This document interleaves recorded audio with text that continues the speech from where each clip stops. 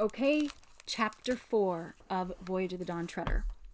What Caspian did there. Next morning, the Lord Byrne called his guests early, and after breakfast he asked Caspian to order every man he had into full armor.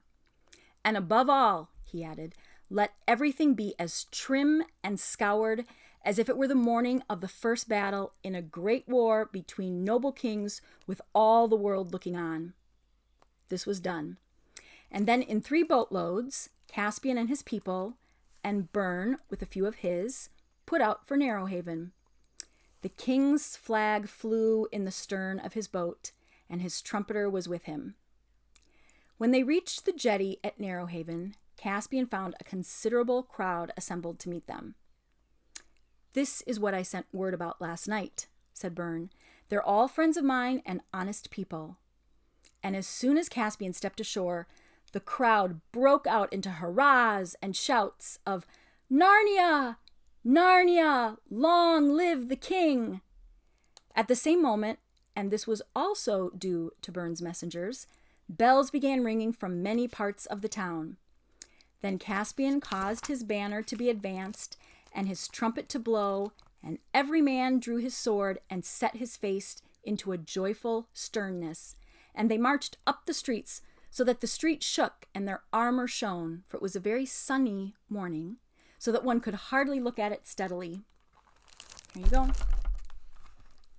There's all the people that he said, be ready tomorrow when they come off the boat. It's almost like a parade. Okay, let's see what happens. At first, the only people who cheered were those who had been warned by Byrne's messenger and knew what was happening and who wanted it to happen. But then all the children joined in because they liked a procession and they hadn't seen very many.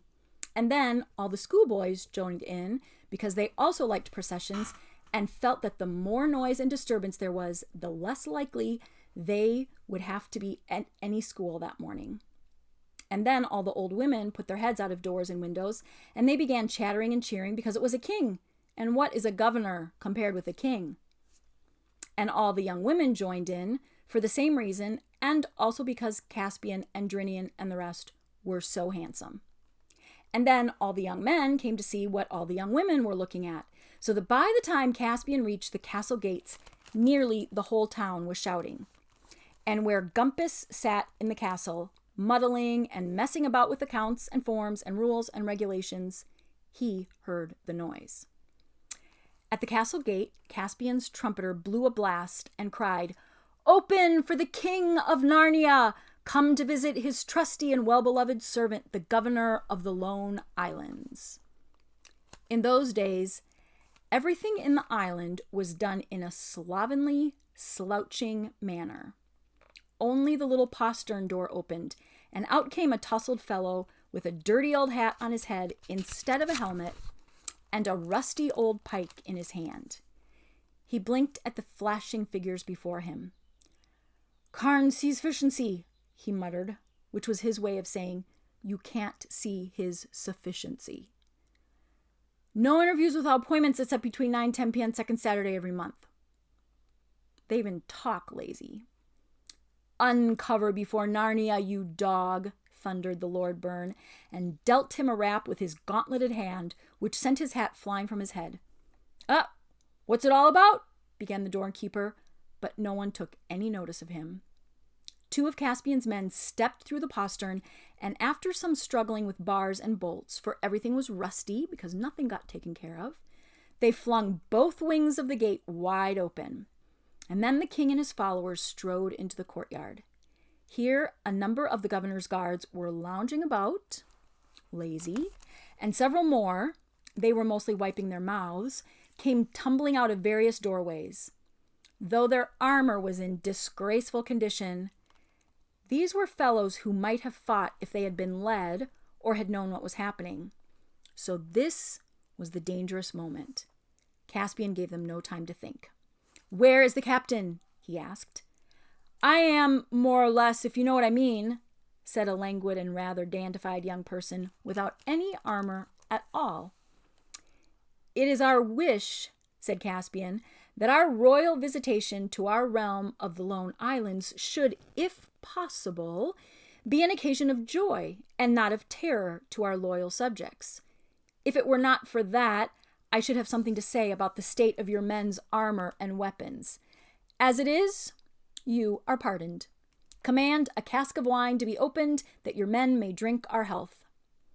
But at noon tomorrow, I wish to see them here in this courtyard, looking like men at arms and not like vagabonds.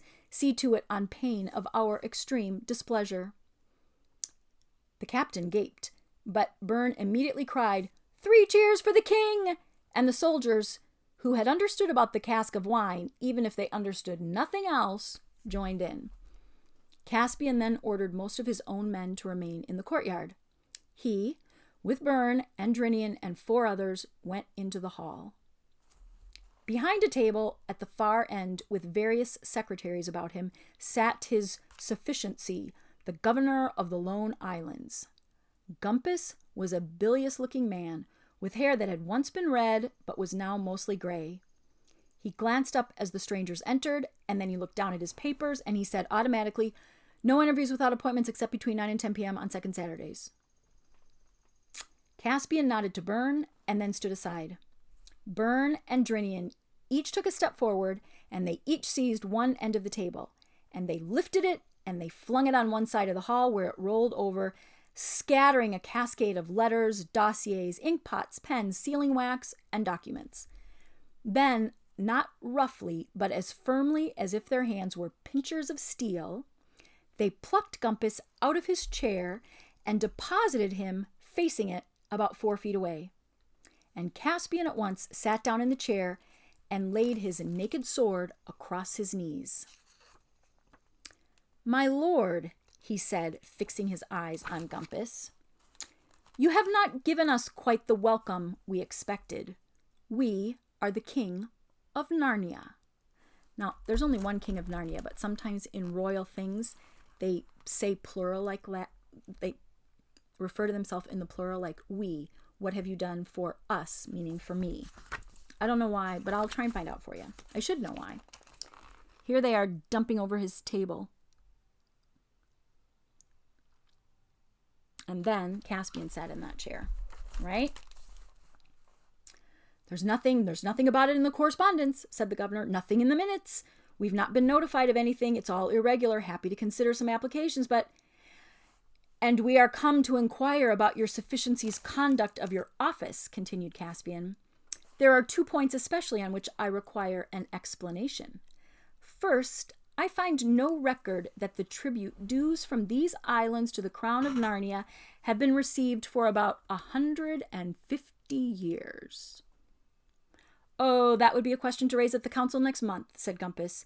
"If anyone moves that a commission of inquiry be set up to report on the financial history of the islands at the first meeting next year, why then, I also find it very clearly written in our laws," Caspian went on, "that if the tribute is not delivered, the whole debt has to be paid by the governor of the Lone Islands out of his private purse." Well, at this, Gumpas began to pay real attention. Oh, that's quite out of the question," he said. "It's an economic impossibility. Your Majesty must be joking." Inside, he was wondering if there were any way of getting rid of these unwelcome visitors. Had he known that Caspian had only 1 ship and 1 ship's company with him, he would have spoken soft words for the moment and hoped to have them all surrounded and killed during the night. But he had seen a ship of war sail down the straits yesterday, and he had seen it signaling, he supposed, to its consorts or to its other ships. He had not then known it was the king's ship, for there was not wind enough to spread the flag out and make the Golden Lion visible. So he'd waited further developments. Now he imagined and believed that Caspian had a whole fleet of ships at Burnstead. It would never have occurred to Gumpas that anyone would walk into Narrowhaven to take the islands with less than 50 men. It was certainly not at all the kind of thing he could imagine doing himself. "Secondly," said Caspian, "I want to know why you have permitted this abominable and unnatural traffic in slaves to grow up here. contrary to the ancient custom and usage of our dominions. Oh, necessary, unavoidable, said his sufficiency, an essential part of the economic development of the islands. I assure you, our present burst of prosperity depends on it. What need have you of slaves? Well, for export, your majesty. We sell them to Calormen mostly, and we have other markets. We're a great center of trade. In other words, said Caspian, you don't need them. And nobody needs them, by the way. Tell me what purpose they serve except to put money into the pockets of people like Pug. Your majesty's tendered years, said Gumpas, with what was meant to be a fatherly smile, hardly make it possible that you should understand the economic problems involved. I have statistics. I have graphs. I have... Tender as my years may be, said Caspian, I believe I understand the slave trade from within quite as well as your sufficiency. And I do not see that it brings into the islands meat or bread or beer or wine or timber or cabbages or books or instruments of music or horses or armor or anything else worth having. But whether it does or not doesn't matter. It must be stopped. But that would be putting the clock back, gasped the governor. Have you no idea of progress, of development? I have seen them both in an egg, said Caspian. We call it going bad in Narnia. This trade must stop. Well, I can take no responsibility for any such measure, said Gumpas. Very well, then, answered Caspian. We relieve you of your office. My Lord Byrne, come here. And before Gumpas quite realized what was happening, Byrne was kneeling with his hands between the king's hands and taking the oath to govern the Lone Islands in accordance with the old customs, rights, usages, and laws of Narnia. And Caspian said, I think we've had enough of governors. And he made Byrne a duke, the Duke of the Lone Islands. As for you, my lord, he said to Gumpas, I forgive you your debts for the tribute, but before noon tomorrow, you and yours must be out of the castle, which is now the Duke's residence.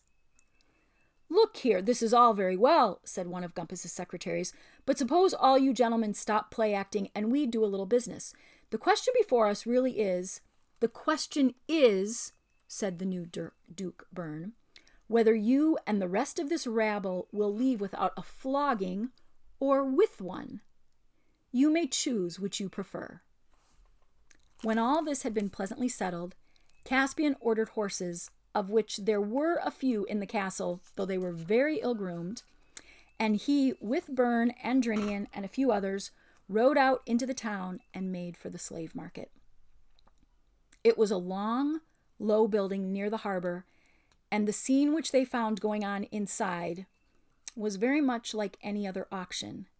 That is to say, there was a great crowd, and Pug on a platform was roaring out in a raucous voice, Now, gentlemen, lot 23, fine Terebinthian agricultural labor suitable for the mines or the galleys, under 25 years of age, not a bad tooth in his head, good brawny fellow, take off his shirt, tax, and let the gentleman see. There's muscle for you, look at the chest on him, 10 crescents from the gentleman in the corner. You must be joking, sir. 15, 18, 18 is bidden for lot 23. Any advance on 18? 21. Thank you, sir, 21 is bidden. But Pug stopped and gaped when he saw the mail-clad figures who had clanked up to the platform. On your knees, every man of you, to the King of Narnia, said the Duke. Everyone heard the horses jingling and stamping outside, and many had heard some rumor of the landing and the events at the castle. Most obeyed. Those who didn't were pulled down by their neighbors, and some cheered. Your life is forfeit, Pug, for laying hands on our royal person yesterday, said Caspian, but your ignorance is pardoned. The slave trade was forbidden in all our dominions, quarter of an hour ago. I declare every slave in this market free. He held up his hand to stop the cheering of the slaves and then said, Where are my friends? Oh, that dear little gal and the nice young gentleman, said Pug with an ingratiating smile. Why, they were snapped up at once. We're here, Caspian, cried Lucy and Edmund together. At your service, sire, piped Reepicheep from another corner. They had all been sold, but the men who had bought them were staying to bid for other slaves, and so they'd not been taken away yet. The crowd parted to let the three of them out, and there was great hand-clasping and greeting between them, and between Caspian. You might hear the UPS truck driving past my house. 2 merchants of Calormen at once approached. The Calormens have darker faces and they have long beards. They wear flowing robes and orange-colored turbans, and they are a wise, wealthy, courteous, ancient, and cruel people. They bowed most politely to Caspian and paid him long compliments all about the fountains of prosperity, irrigating the gardens of prudence and virtue, and things like that. But of course, what they wanted was the money that they had paid. That is only fair, sirs, said Caspian. Every man who has bought a slave today must have his money back. Pug, bring out your takings to the last minim. A minim is a 40th part of a crescent, the book tells us. Does your majesty mean to beggar me? Whined Pug. You have lived on broken hearts all your life, said Caspian, and if you are beggared, it's better to be a beggar than to be forced to be a slave. But where is my other friend? Oh, him? Said Pug. Take him, and welcome. Glad to have him off my hands. I've never seen such a drug in the market in all my born days. Priced him at 5 crescents in the end, and even so, nobody would have him. Threw him in free with other lots, and still no one would have him. Wouldn't touch him. Wouldn't look at him. Tax, bring out Sulky. Thus Eustace was produced, and sulky he certainly looked. For though no one would ever want to be sold as a slave, it is perhaps even more galling to be a sort of utility slave who no one will buy.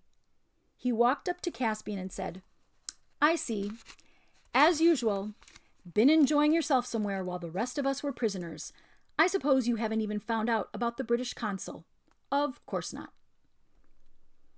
That night they had a great feast in the castle of Narrowhaven, and then, tomorrow for the beginning of our real adventures, said Reepicheep when he had made his bows to everyone and went to bed. But it could not really be tomorrow or anything like it, for now they were preparing to leave all known lands and seas behind them, and the fullest preparation had to be made. The Dawn Treader was emptied and drawn onto land by 8 horses over rollers, and every bit of her was gone over by the most skilled shipwrights. Then she was launched again and victualled and watered, that means they put food and water on it, as full as she could hold, that is to say, for 28 days. Even this, as Edmund noticed with disappointment, only gave them a fortnight's eastward sailing before they would have to abandon their quest. Because if they had food for 28 days, if they sail 14 days and don't find any land, they have to head back because it'll take them 14 days to get back, and that would be 28 days of food. If they kept going and couldn't get any more food or water, well, that wouldn't be good. While all of this was being done, Caspian missed no chance of questioning all the oldest sea captains whom he could find in Narrowhaven to learn if they had any knowledge or even any rumors of land further to the east. He poured out many a flagon of the castle ale to weather-beaten men with short gray beards and clear blue eyes, and many a tall yarn he heard in return. Yarn is a story. But those who seemed to be the most truthful could tell of no lands beyond the lone islands, and many thought that if you sailed too far east, you would come into the surges of a sea without lands that swirled perpetually around the rim of the world. And that, I reckon, is where your majesty's friends went to the bottom. The rest, they had only wild stories of islands inhabited by headless men, floating islands, waterspouts, and a fire that burned along the water. Only one, to Reepicheep's delight, said, and beyond that, Aslan's country. But that's beyond the end of the world, and you can't get there. But when they questioned him, he could only say that he'd heard it from his father. Byrne could only tell them that he had seen his 6 companions sail away eastward and that nothing had ever been heard of them again. He said this when he and Caspian were standing on the highest point of Avra, looking down on the Eastern Ocean. "I've often been up here of a morning," said the Duke, "and seen the sun come up out of the sea, and sometimes it looked as if it were only a couple of miles away. And I've wondered about my friends and wondered what there really is beyond that horizon. Nothing, most likely. But I am always half ashamed that I stayed behind. And I wish your Majesty wouldn't go. We may need your help here. The closing of the slave markets might make a new world. War with Calormen is what I foresee. My liege, please think again." "I have an oath, my Lord Duke," said Caspian. "And anyway, what could I say to Reepicheep?" That is the end of chapter 4. And we're going to stop. We'll do chapter 5 by itself.